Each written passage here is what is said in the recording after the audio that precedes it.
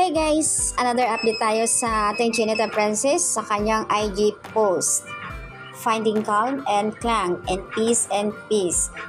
Gym fits dito sa salmon top, gym shorts and training shoes from.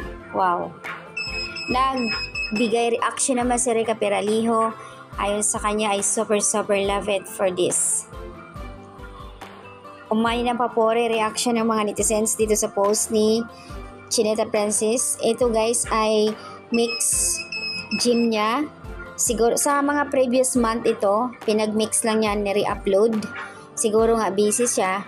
Ayan, pero ang hindi mawawala talaga dito, si Paolo Avellino dahil siya yung photographer ni Kimi.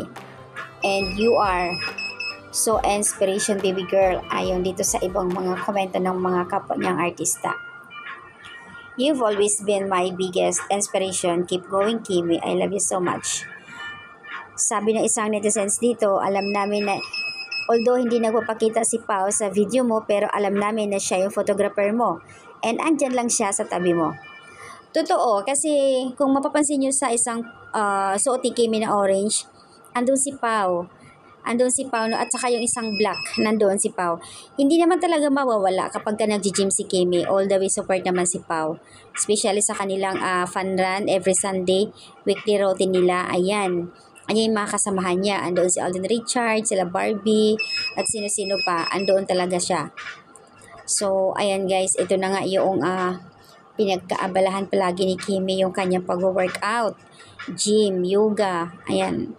Kaya nga, isa sa mga inspiration ng mga kabataan at ibang mga netizens, yung kanyang pagiging modelo dito sa pag-gym and sa kanyang pag-weekly routine doon sa pagra-running. Nakakatuwa din kasi syempre, yung workout niya na super, hindi lang workout na talagang as in seryoso.